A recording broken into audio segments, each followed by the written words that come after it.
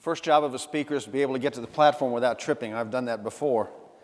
Thank you for allowing me to be here today. My name is Dennis Gartman, and I am a trader in the markets. I had a seat on the Board of Trade in Chicago for 8 years, got rich 3 times, got broke 2.5 times, and loved it in both directions.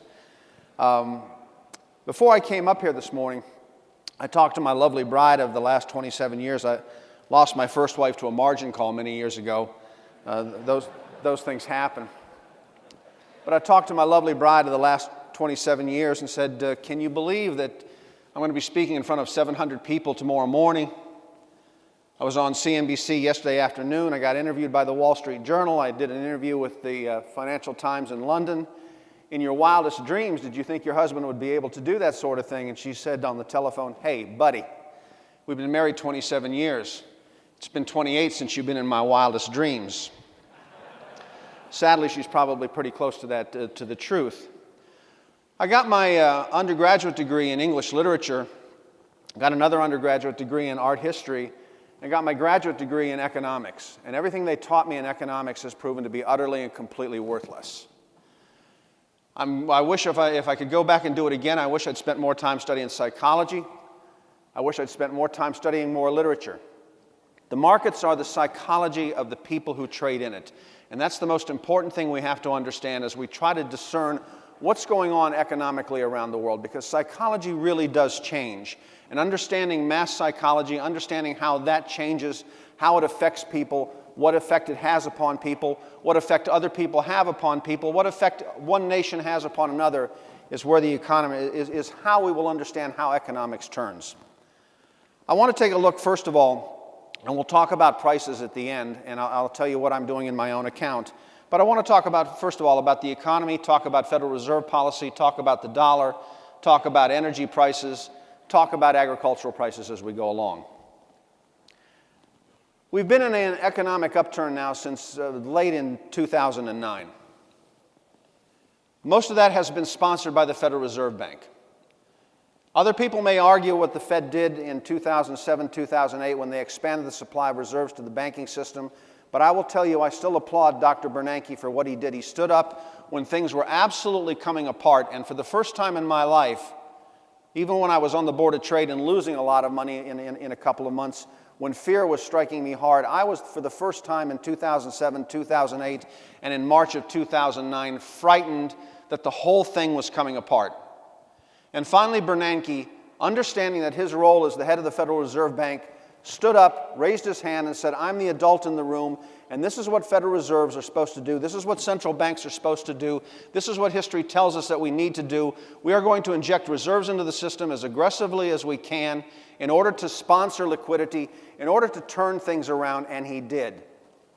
Now, perhaps Mr. Bernanke and perhaps Dr. Yellen have overstayed their welcome with quantitative easing 1, quantitative easing 2, and quantitative easing 3. Perhaps they have indeed overstayed their welcome. But they continue to supply reserves into the system to make certain that liquidity was forced into the system, that the economy turned around, that optimism was returned to the economy, and indeed that has happened. The Fed's policy has been to push unemployment rates down, trying to get below 5%. They've succeeded admirably in doing so, and to get inflation above 2%, which they have succeeded not so admirably in doing.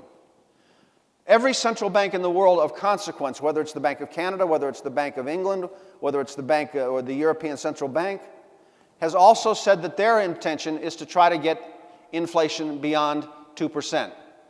None have succeeded thus far. Why? Because the supply of labor in the world has been so expansive. People who have been brought into the labor pool around the world at a pace unprecedented in history, and I think we owe the era of the internet to that circumstance. The internet has opened up the world's economy in a manner that none of us had ever expected to see, and in a manner none of us ever expected to understand. With that supply of labor remaining as large as it has been, that has been the deflationary input, the deflationary impact, the deflationary impetus that has kept inflation from rising above 2%. Now, however, here in the United States, for the first time in a long period of time, when you travel around the country, whether it's in agricultural areas, whether it's where I live in Southern Virginia, if it's in New York City, if it's in Cleveland where I grew up, you're starting to see for the first time a shortage of labor. And suddenly at the margin, labor costs are beginning to turn higher. It's hard to find somebody to drive a truck. It's hard to find somebody to do plumbing. It's hard to find somebody to do air conditioning. It's even hard to find somebody to do retail sales. For the first time in a long period of time, inflationary pressures at the margin are beginning to be quite evident. And I think the Fed is going to succeed admirably. In fact, they probably, if history is any indication, when the Fed moves inflation higher, it loses control. Always has, always shall. Has been history in the past, shall be history that way in the future. So now, for the first time, I'm beginning to believe, and I think we're starting to see it in commodity prices generally, that the inflationary pressures are beginning to move above 2%. It would not surprise me, in fact, it would surprise me were it to be otherwise, to see the inflation rates in the United States, whether it's CPI, whether it's PPI, whether it's the Fed's preferred methodology of looking at inflation in the eCPI, whether it will make very little difference which measure of inflation they look at. It's going to be above 2%, it's going to get above 3%, it'll probably be above 4 and 5% in another 2 or 3 years. And that's going to have an inflationary impact upon commodity prices generally. In that environment, the Fed has already begun the process of withdrawing reserves from the system. If you could only look at one economic indicator to tell you what monetary policy is doing in the United States, go to the Federal Reserve Bank of St. Louis's website, and they have what's known as the Federal Reserve Bank of St. Louis Adjusted Monetary Base. The Adjusted Monetary Base is the stock from which all the other soups of the monetary aggregates is derived. That monetary base exploded in 2007. Back at that time, it was about $1 trillion. It exploded to $2 trillion. It exploded to $3 trillion. It exploded to $4 trillion. The Fed was buying Treasury securities, and that is the process when the Fed writes a check literally upon itself and buys Treasury securities directly from the Treasury or through open market operations. It writes a check upon itself. It sends that check to the various banks around the country. That expands the supply reserves in the system. That adjusted monetary base is the clearest example of what the Fed is doing. It got to about $4.8 trillion about 2 years ago, and it has quietly gone sideways since. The Fed is not withdrawing reserves from the system yet, but the Fed is no longer adding reserves to the system. The process of tightening monetary policy has quietly and slowly begun. Most of you will pay attention to what the Fed does with what's known as overnight Fed funds. That's what CNBC pays attention to. That's what Fox News pays attention to. That's what CBS News pays attention to. That's even what the Wall Street Journal pays attention to. What is the Fed doing with the overnight Fed funds rate? Is the Fed tightening monetary policy? Thus far this year, they've raised the overnight Fed funds rate twice, each time by 25 basis points, 0.25%. They're probably going to raise it again when they meet next week. They'll probably raise it 3, maybe 4 times next year. The question shall be, do they do it slowly and raise it by 0.25%, or do they raise it by more than that? When I started in the business in the early 1980s trading, my first job out of graduate school was as the economist at Cotton Incorporated, but my next job after that was trading Fed funds for what was then NCNB, and I can remember when the Fed funds rate was trading at 20%, not 1.5%, and when the Fed would change monetary policy and move rates by 50 and 100 basis points at a time. For the past 15 years, they've moved at only 0.25 basis or 0.25% at a time, 25 basis points individually. The question shall be, when they raise it next year at least 3 times, will they only raise it by 25 basis points a time? My bet is that they'll do exactly that, raise it slowly, meticulously, arguing each time, telling you ahead of time before each FOMC meeting what they intend to do, and not surprising anybody. But the process has begun.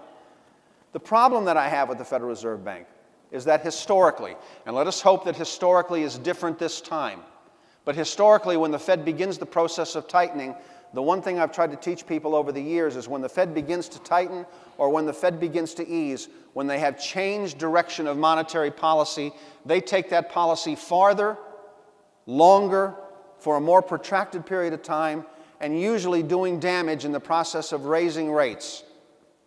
The problem that I see going forward for the U.S. economy is precisely this, that the Fed historically, when it begins the process of tightening, raises rates not 25 basis points, not 50, not 100, not 200, but 300, 400, 500, 600 basis points. They will not go 300 or 400 or 500 this time, but what they shall do is what they've always done in the past and take the overnight Fed funds rate to an inversion, to a premium above longer-term rates. When that happens, recessions occur in the United States. Recessions never occur in this country without the Federal Reserve Bank taking the yield curve, as it's called, to an inversion, where short-term rates are above long-term rates. My fear is that that's exactly what they shall do this time, because they've been under pressure to tighten monetary policy. Tighter monetary policies also do this. They strengthen the dollar. All things being otherwise equal, when one central bank is tightening monetary policy and the other central bank is not, you want to own the currency of the bank that is tightening monetary policy. It's very simple. Works that way. Always has, always shall. The Fed has begun the process of tightening monetary policy before the ECB has, before the Bank of Japan has, before the Bank of China has, before the Bank of Canada has, before the Bank of England has begun. We are tightening quietly at the margin. We will begin to tighten more aggressively. They are still in the process of easing monetary policy. They are still in the process of forcing reserves into the system. They are all in the process of continuing to ease policies. We are in the process of tightening, and that probably shall serve to strengthen the U.S. dollar, and perhaps rather dramatically on balance. For you in the business of agriculture, that's problematic. All things being otherwise equal, the one thing you can count upon in the world of commodity trading is this: a strong currency begets weak commodity prices. A strong dollar truly begets weaker commodity prices. Why? Because the world still looks to the United States as the reserve currency. The dollar is still the dominant currency in the world, has been, shall be. All commodity prices generally, this will change over the course of the next 10 years. It'll change over the course of the next 20 years. It'll change dramatically over the course of the next 50 years. But for the next 10 years or so, still, the dollar will be the major pricing mechanism, and a strong dollar always begets, on balance, not each day, not each hour, not each minute, but each month, each quarter, each 6 months, each year, a stronger dollar shall always beget weaker commodity prices. It's a rule. It's a law. You can bet upon it. Let's talk about the dollar for just a second. Let's talk about what's going on as far as the dollar is concerned as the reserve currency of the world. The dollar is, has been, and shall continue to be for the long foreseeable future the world's reserve currency. It is the mechanism with which the world prices oil, soybeans, cotton, natural gas, coal, steel, whatever. You hear people talk about the fact that the United States will lose its position as the world's reserve currency. Eventually it shall. No question about that. Sometime in the long, distant future, the United States shall cease to be the world's reserve currency. Going back several hundred years, Portugal was once the world's reserve currency. Spain usurped it in the 15th century and became the world's reserve currency. England usurped Spain and became the world's reserve currency and remained the world's reserve currency. Sterling remained the world's reserve currency for several hundred years until World War II. We have been the world's reserve currency since. Why? Mark this down. Reserve currency status always and everywhere inures to the nation with the strongest military power. Has been that way for centuries, shall be that way into the future. More importantly, it remains to the reserve currency status inures to the country that is the dominant naval power. Portugal was the dominant naval power. It was usurped by Spain, which was usurped by England, which has been usurped by us. All things being otherwise equal, we are still the world's most incredible and dominant naval power. We control the world's shipping lanes. We have 11 aircraft carriers. Only one other country has 2. Italy. I'm not too concerned about Italy and its 2 little aircraft carriers. China has 1. It's building a 2nd. It has not yet landed a plane on top of either of the aircraft carriers. They've loaded them on the aircraft, but they haven't landed them on them yet. And China has never been a blue water navy nation. It's always been what the naval authorities call a littoral nation. It has always concerned itself with its own borders and barely moving out beyond those borders. Now, for those of you who are watchers of the news, you understand that China is beginning to expand and explore what's going on in the South China Sea. I'm somewhat dismayed by this. I'm disconcerted by what they're doing, taking over a number of islands in the South China Sea, because that is where world trade really is important nowadays. They're trying to control the shipping lanes around Hong Kong, around China, through Japan.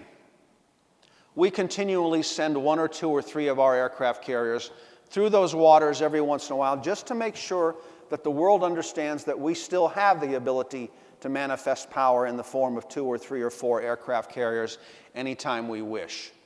Until we lose that capability, until somebody comes by and trumps us as far as military and naval power is concerned, the United States dollar shall remain the dominant reserve currency of the world. And you want to be the reserve currency, because you get to price your debt in your currency, and most people have to price their debt in your currency, and that's a wonderful benefit to have. Is there sniping at the edges? Yes. The Chinese renminbi every year becomes more important as a world traded currency.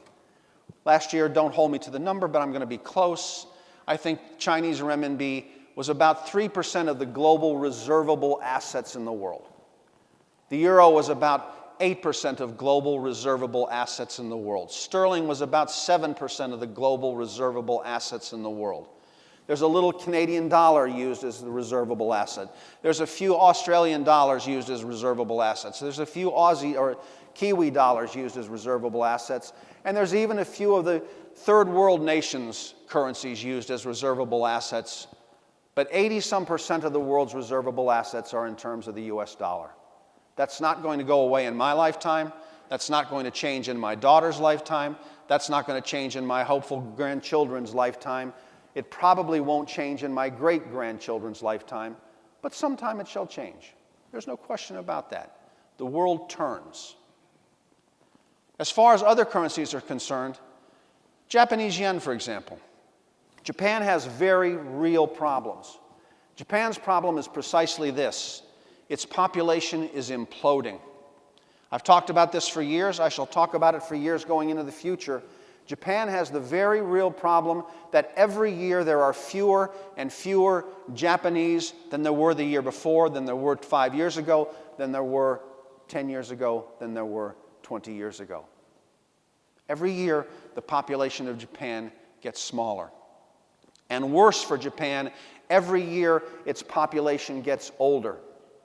Japan's own government has said that in another 15 years, this is a startling statistic, in 15 years, the population of Japan shall fall in half. And the number of 100-year-old Japanese will outpace the number of Japanese under the age of 2. That is a country imploding in upon itself, and it cannot reverse that process. It's doomed. In order to keep a country moving forward, and population needs to grow every single year. You need population growth. The left would argue against it, but history shows that in order to have an economy that continues to grow, you need to have more people there this year than last year. You need to have more people 5 years from now than you have a year from now. It's just history. It's called progress. It's something that is absolutely innate to the human condition. Once you stop, in order to grow an economy, to grow a population, you need to have about 2.1 children every year born to each family. Once you get less than 1.9, you've got a problem. Once you get under 1.7, history says that economy, that country is in a downward spiral, likely not to be able to be turned around. And once you get below 1.5, you are doomed. Japan is at 1.2. And it's not just Japan that has a problem. Europe is also imploding as far as population is concerned. Germany is not replicating itself. France is not replicating itself. Italy stopped replicating itself years ago. Belgium is not replicating itself. Luxembourg is not replicating itself. England is not replicating itself. These are terrible fiscal conditions. These are terrible, terrible physical conditions. Who are the only countries in the modern economic era, in the modern world, that are actually replicating themselves? We are. Canada is. Australia is. And New Zealand is. That's it. We are, Canada, Australia, New Zealand. 4 countries. We're the only countries that are continuously growing our populations. These are good things. What do these 4 countries share? The rule of law. The United States, Canada, England, I shouldn't say England, Australia and New Zealand all share a respect for the rule of law. That's important. That's the strength of those 4 economies. That's the strength of those 4 populations. And as long as that continues, those 4 populations will likely continue to expand. The only reason the population in Europe is not absolutely imploding upon itself is because of immigration. And there's a great debate over what's happening even there. The borders are closing down everywhere around the world, and I find that very disconcerting. As long as that continues, the Japanese, how can you be bullish of Japan in a country whose population is imploding? How can you be bullish of a country, and we have to speak about Europe as being a country that really is as anomalous as any amalgamed country you've ever imagined? The difference between a German and a Frenchman is demonstrably different than the difference between a Virginian, where I live, and a Californian. And yet they've been able to put that together for a while. But the population is already beginning to implode. And without immigration, they have a problem. That economy can only be held together as long as they continue to remain expansive in their monetary policies. And as long as they do that, the euro has to remain weak relative to the US dollar. Let's talk about oil and commodity prices, if I might, for a moment. The game has changed so dramatically here around the world and in the United States from one process and one process only. I should say 2 processes: fracking and horizontal drilling. It wasn't that long ago when I first got into in undergraduate school in the late 1960s. I can remember hearing people tell me that we would run out of crude oil by 1984. This was the mantra of the left at the time. This was what I was taught in graduate school at the time, that we would be out of crude oil by 1984, that we would be out of natural gas by 1984. These were also the same people who told us at the time that global cooling was the real problem. These are the same people that tell us now that global warming is the real problem. They were wrong in the 2 other instances. They're wrong in the instance of global warming. They are wrong, and they misunderstand what has happened in technology when it comes to the finding of crude oil and natural gas. We use better methodologies in seismic technology to look into the ground and see what exists in the ground in the form of oil and natural gas deposits in a way that 15 years ago we couldn't imagine. We used to think that natural gas and crude oil deposits were rather finite in shape, that looked like your fist. And we were lucky enough, if we sent our soda straw down and drilled, 15 years ago the hit rate for crude oil and natural gas was 50-50. It was a coin toss as to whether you hit it. And even if you hit it, you hope that you hit the top of the reserve supply, where you could hit a gusher. Now we know that those reserve supplies in the ground look like your hand, with fingers extending for miles out into the distance. And with seismic technology, we can look and find underground, 10, 15, 20,000 feet underground, how those fingers extend. And now we can send a soda straw down, and we can bend it. And we can twist that soda straw, and instead of having just one drilling pipe going into the ground, we send one down and bend it 12, 15, 16 different ways, and are sucking crude oil and natural gas out from the fingers that 5 years ago were unprofitable. Fracking has changed that. 10 years ago in the United States, we were producing about 6 million barrels of crude oil per day. And we were importing crude oil from everywhere. Canada primarily, Mexico secondarily, but obviously we were all concerned that we were bringing a great deal of crude oil into the United States from the Middle East, whom we don't like. Next week, almost certainly, we're going to be, for the first time in America's history, we're going to produce 10 million barrels of crude oil in the United States. And I guarantee you one thing. 15 years from now, we'll be producing 15 million barrels of crude oil in the United States. They told me in 1968 that we'd run out of reserves by 1984. I don't know about you. I've cooled my house. I've driven my car. I've flown in an airplane. And we have 4 times more proven reserves in the ground today than we had in 1968. And I guarantee you that 20 years from now, we'll have 4 times more proven reserves in the ground then than we do now. It's just how good we are at finding new reserves.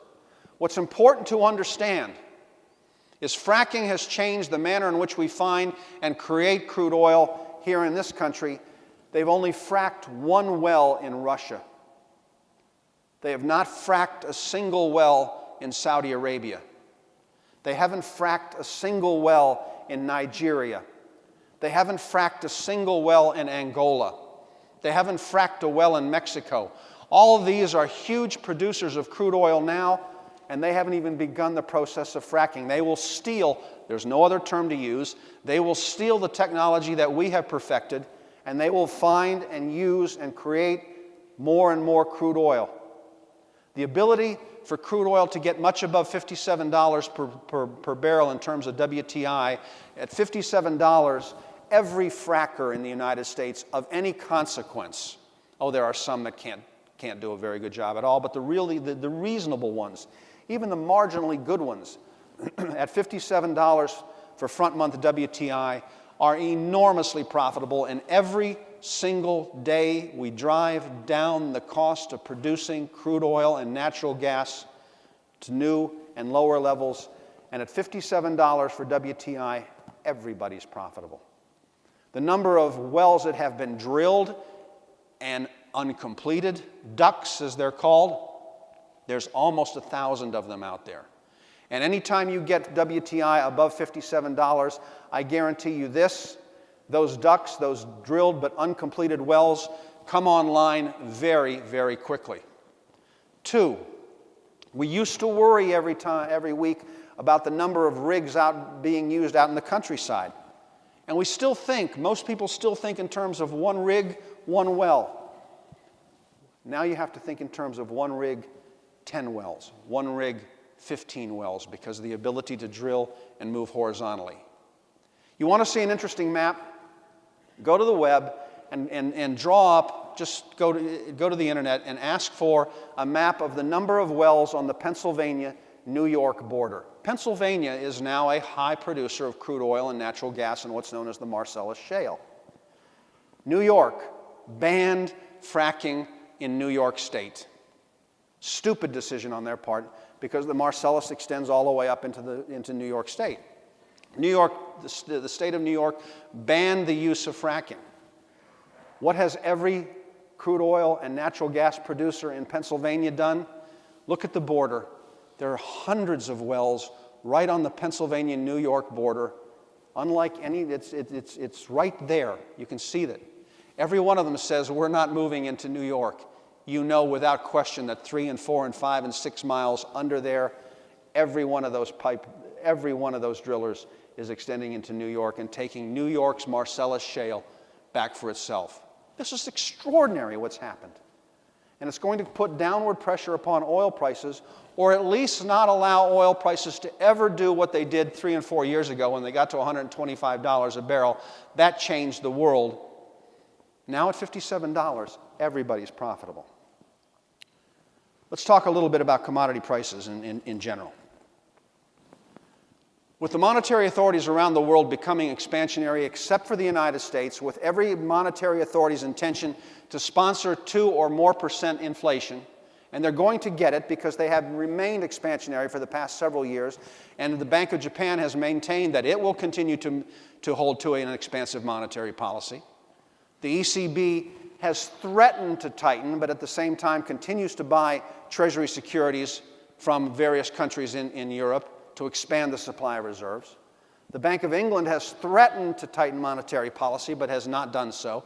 The Bank of Canada might today be tightening monetary policy. They're having a meeting at 10 o'clock. It'll be interesting to see what they do.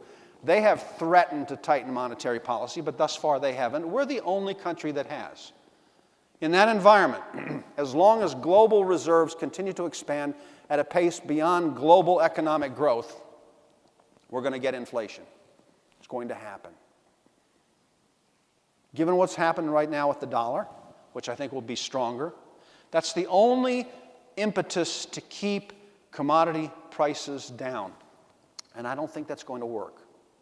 If you take a look at almost any circumstance, weather in, weather out, production in, production out, I think we're probably looking at the lows. I don't think this is going to be a runaway inflation. Make no bones about this. I don't think you're going to see corn prices go to $8 a bushel again. But can I see corn? I think for the next year, corn can trade as high as $4.25. I think at the low, it's going to be $3.35. I think corn prices will quietly, slowly, laboriously make their way higher. Too much carryover. I can be a little more bullish about what's going on in the soybean market. Why?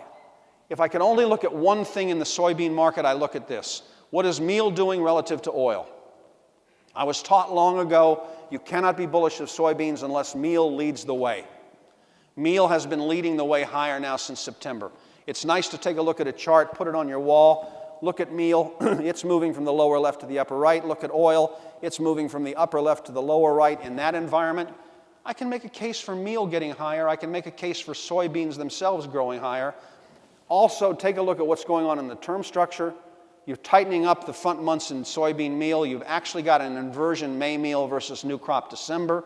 In that circumstance, I probably want to err upon the side of being bullish of soybeans for the next year or so. Wheat has a real problem. Wheat has 2 real problems. One, it has the problem of a stronger U.S. dollar because so much of the wheat market is dependent upon export trade, far more than soybeans, far more than corn. So you have the problem of a rising dollar, and you have the problem of Russia and Ukraine, who are expanding dramatically their areas of production. And we have to remember that at the turn of the 20th century, it was not the United States that was the dominant wheat producer in the world. It was Russia and Ukraine which were the dominant wheat producers in the world. And they are trying to achieve that responsibility again. They're trying to get back to what they were at the start of the 20th century, and my guess is that they probably shall. That's going to make it difficult for the wheat market to get out of its own way. Let's talk about natural gas for a few moments. Natural gas, which is important in the production of fertilizer, obviously, which is important in the production of heating, which many of us are using to drive our automobiles and our trucks and our combines. It's going to be very difficult if crude oil can't get above $57, given the drilling, given the expansion, given the better use of technology. It's going to be very difficult for natural gas to get above $4 per million British thermal units. Can we get it back to $2.50? I think that shall be difficult also, so I'm very bored with where natural gas prices can go. They're going to be topped out at 4, they're going to be bottomed out at 2.5, and my guess is that it holds pleasantly at $3 per million British thermal units for a long period of time going forward. Finally, let's talk about stock prices. It's interesting what's happened to the stock market. It has been one unbelievable, ungodly, friendly, fun bull market. It's stopping. Why? 2 reasons. One logical, one monetary. As I said, the monetary authorities here in the United States, by looking at the numbers in the adjusted monetary base, have stopped expanding reserves into our system. It's gone steady now, even quietly lower for the past several years. That was the great sponsor of the bull market, the expansion of reserves into the system. But more importantly, people misunderstand how stock prices and economies move. Why do stocks rally first in the bottoms of recession long before the economy turns higher? And they always do, because in recessions, as stock prices are going down, in the worst of recession, as the monetary authorities become expansionary, before that money that they are force-feeding into the system can make its way into plant and equipment, makes its way into the easiest place it can make its way into, which is stock prices. Stocks always go up before the economy strengthens. Always has, always shall. Then you get to that wonderful period of time when stocks and the economy are both moving in tandem together. And then you get to that difficult period of time when the economy, which is doing quite well, thank you very much, and shall likely continue to do reasonably well for the next year going forward, you're at that period of time when the economy is going upward, the monetary authorities are slowing their supply of reserves. What money there is makes its way into plant, equipment, and labor. And where does it come from? It comes out of the capital market. It comes out of stocks. Stocks always go down before the economy turns lower. What bothers me now is you're starting to see signs in the interior of the stock market that are showing tops being formed. In great bull markets, the stock market does this. It opens lower every day and closes on its high. That's what great bull markets do. They open on their lows, they close on their highs. They open the week on the lows, they close the week on the highs. They open the month on the lows, they close the month on the highs.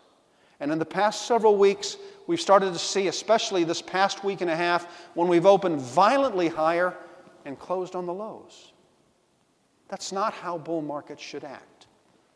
The public is involved. And when the public's involved in equities, you probably want to be out. My favorite line about the stock market is this. My favorite rule about the stock market is this. Fade your brother-in-law. When your brother-in-law is buying stocks, you probably want to sell them to him. Your brother-in-law is buying stocks. You probably want to sell them to him. So in summary, the dollar's going to get much stronger. Has to be. We are supplying fewer reserves to the system. The other authorities are supplying reserves to the system. It has to get stronger versus Japan and Europe because their populations are declining. Our population is increasing. It's going to be very difficult for crude oil to get above $57 per barrel WTI or much above $63 per barrel for Brent because of the advent of fracking. And remember, Russia has fracked one well. China has fracked no wells. No wells have been fracked in Africa. No wells have been fracked in Mexico. They are going to steal our technology. We're producing 10 million barrels per day. There will be another 3 or 4 or 5 or 6 million barrels per day that can come from the world production just from the use of fracking in other countries. So crude oil prices are going to remain under pressure. And inflation, for the first times in years, because there will be marginal pressure at the edge of labor costs going higher. Inflationary numbers are going to start showing above 2, maybe 3, even to 4% in the course of the next 2 years. The Fed will err and tighten monetary policy too tight.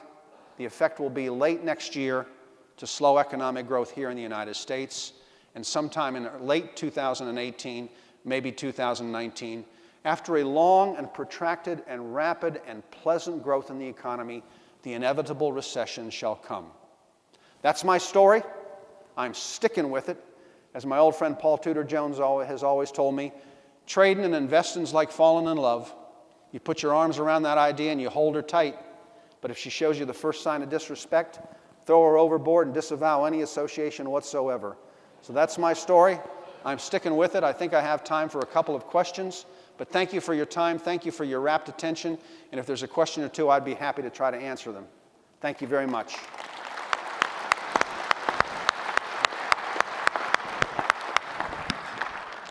On your tables, you will see that you can text questions, and if you do so, they'll come to me, and I can ask those questions. However, if you want to just ask a question out loud, hold your hand up, and I'll try to get back to you.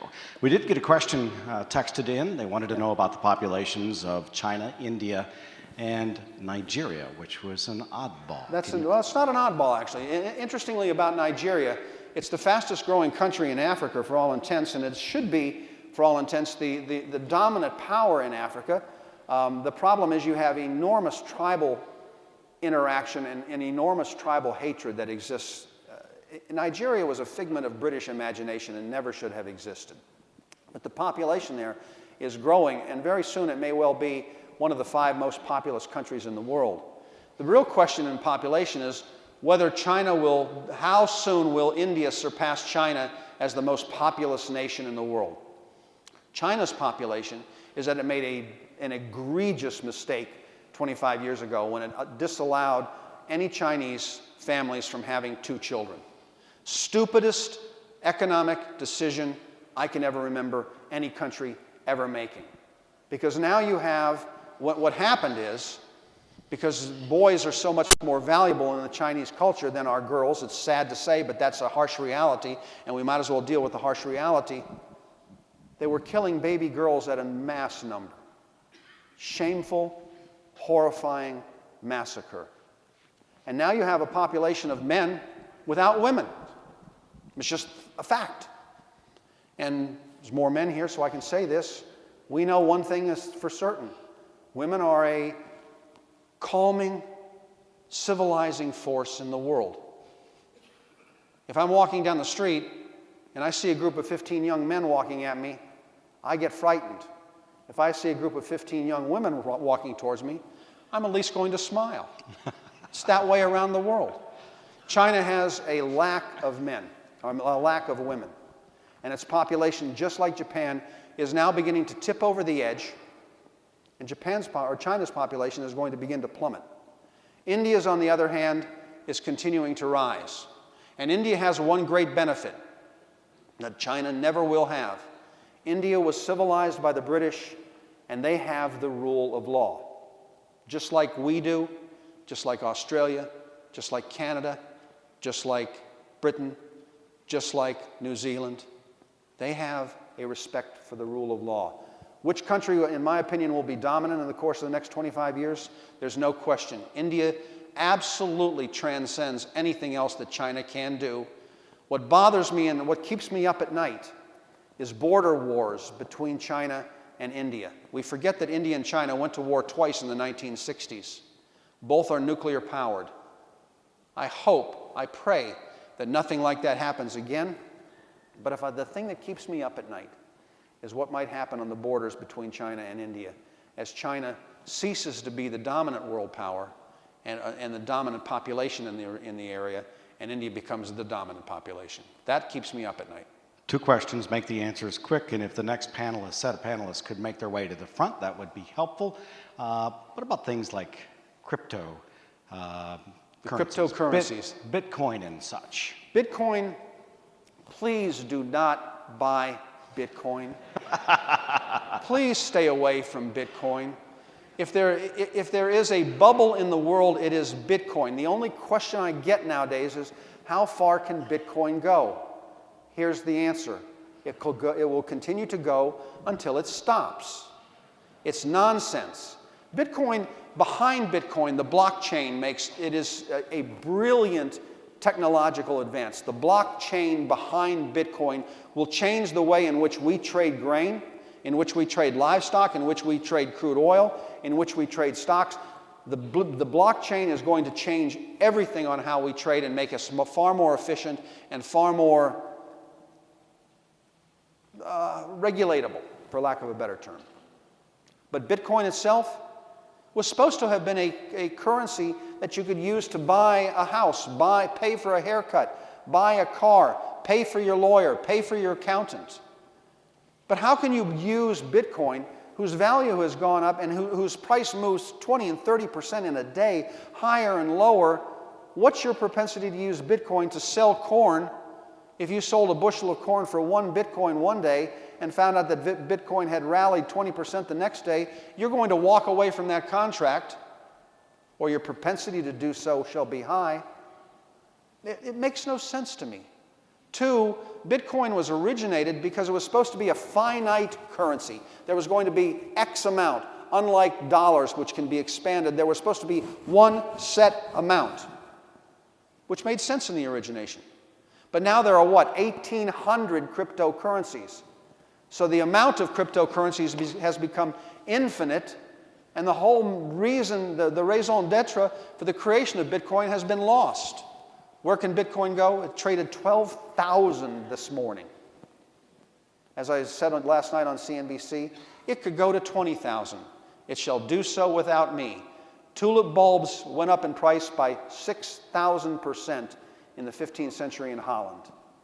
Bitcoin has surpassed that. Tulip bulbs fell by 99.9% 2 years later. My bet is that when Bitcoin stops going up, it will fall by 99.9%. Don't buy it. Stay away. Please. I hope I'm clear. Is there something about the blockchain that you can invest in? The blockchain, to my best of my understanding, is the way you're able to trace Yes, where the the blockchain currency is how has you gone. can trace Bitcoin. Is there something about that that allows you to invest or be adopted by U.S. currencies or another currency? That I can't answer. I don't know. We've got another question about the tightening immigration and farm labor. Will this cause a problem in the future? Yeah, I'm afraid that I'm a first year or a second generation immigrant to the United States. Third generation from the old country, first generation from not so old country. And I'm a believer in immigration. The thing that made the United States great is immigration. Now I understand we have problems with terrorists making their way into the United States. But I wish the United States, I wish we came to understand that if the world's borders were open for one day and you had the ability to make your way to one country, the population of the world is 7.9 billion people, and the population of the United States in 24 hours, if the borders were open and you could make it, would be 7.8 billion people. Because people want to come here more than any place else in the world. Why? It's the best damn place in the world to live. Period. End of discussion. And it bothers me as a right-wing Republican, and I make no bones about it. I am somewhat to the right of Genghis Khan when it comes to most politics. But the demeanor and the manner in which we are treating immigrants to the United States nowadays bothers me greatly. And I hear people say that immigrants take jobs away from Americans that Americans want. That's just crap. That's just wrong. These people come to the United States. It's interesting to me to watch at my country club. My green superintendent refuses to hire American students anymore because they don't show up for work. But his Mexicans show up every single day on time and send their money home to their families. God bless these people. And yet I hear people talk about the fact that we have too many Mexicans in the United States. There's a net out-migration from the United States by Mexicans back to Mexico. And nobody talks about that fact. So I'm a believer in immigration. I'm sure I'm going to make a lot of you angry in that in making that statement. But that's the statement from the heart of a right-wing Republican. I'm getting this signal. Yep. I got to wind it up. Thank you for your time. Thank you for your questions.